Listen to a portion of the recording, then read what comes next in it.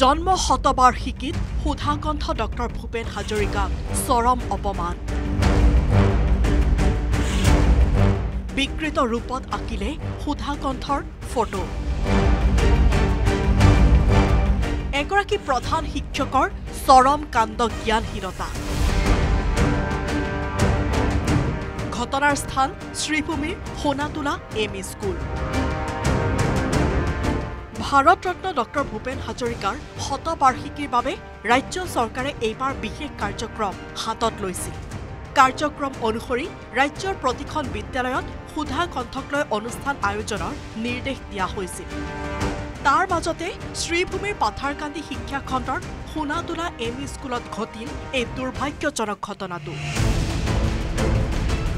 প্ৰধান শিক্ষক জিয়াবুৰ ৰহমানে আঁকিলে সুধাকণ্ঠৰ বিকৃত ফটো 8 সেপ্টেম্বৰত প্ৰত্যেক বিদ্যালয়তে আমি আমাৰ সুধাকণ্ঠ ভাৰত ৰত্ন ডক্টৰ ভূপেন হাজৰিকা দেৱৰ যি জন্মবাৰ্ষিকী আছিলে সেই উদযাপন কৰিব আমি ইনষ্ট্ৰাকশ্যন দিয়া হৈছিলে তাৰে মাজতে আমি এটা ছ'চিয়েল মিডিয়াত এটা ফটো ভাইৰেল হৈছিলে এখন স্কুল আমাৰ পাথাৰকান্দি ব্লকৰ অন্তৰ্গত তাত মানে আমাৰ সুধাকণ্ঠ ভূপেন হাজৰিকা ডাঙৰীয়াৰ ফটোখন নিজে আঁকিছে আগতে খুব বিকৃত ৰূপত আঁকিছিলে প্ৰধান শিক্ষক জিয়াবুৰ ৰহমানে ব্লেকবোৰ্ডত চক পেন্সিলেৰে অঁকা ফটোখন ছ'চিয়েল মিডিয়াত ভাইৰেল হোৱাৰ লগে লগে চৌদিশে প্ৰতিক্ৰিয়াৰ সৃষ্টি হ'ল লগে লগে তৎপৰ হ'ল জিলা শিক্ষা বিভাগো শ্ৰীভূমি জিলাৰ বিদ্যালয়সমূহৰ পৰিদৰ্শক নীলমজ্যোতি দাসে প্ৰধান শিক্ষক জিয়াবুৰ ৰহমানক নিলম্বন কৰে এনেকুৱা ঘটনা যাতে ভৱিষ্যতে নহয় তাৰ কাৰণে আমি সেই শিক্ষকগৰাকীক আমি প্ৰথমতে আমি চৌকছ কৰিছিলোঁ আৰু ততালিকে আমি নিলম্বন কৰিছোঁ কাৰণ আমাৰ এইটোৰ পৰা এটা শিক্ষা লোৱা উচিত যে কাম কৰক যি কাম কৰে ভালদৰে কৰক কিবা এটা ভুল কৰি এনেকুৱা বিকৃত ৰূপ যাতে নকৰে কাৰণ আমাৰ ভাৰতৰ সংবিধানত কোৱা আছে আমাৰ সুধাকণ্ঠ ডাঙৰীয়া ডক্টৰ ভূপেন হাজৰিকা দেৱ তেখেত ভাৰত ৰত্ন তেখেতক এনেকৈ অসন্মান কৰা হৈছে যিটো কাৰণে আমি ছাছপেনশ্যন কৰিবলগীয়া বাধ্য হৈছে আৰু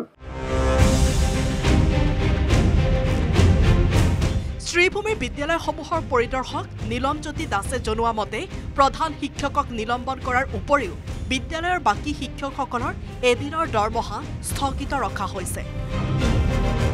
জন্ম শতবাৰ্ষিকীৰ মাজতে এখন চৰকাৰী বিদ্যালয়ৰ শিক্ষকে সুধাকণ্ঠক অপমান কৰা ঘটনাক সকলোৱে একেমুখে ধিক্কাৰ দিছে লগতে গোটেইখিনি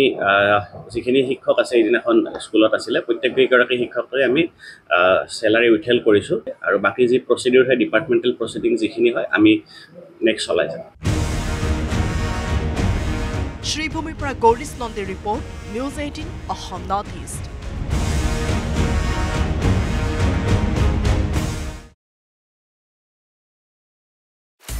আপুনি বিচৰা বাতৰি পাব কেৱল নিউজ 18 এপত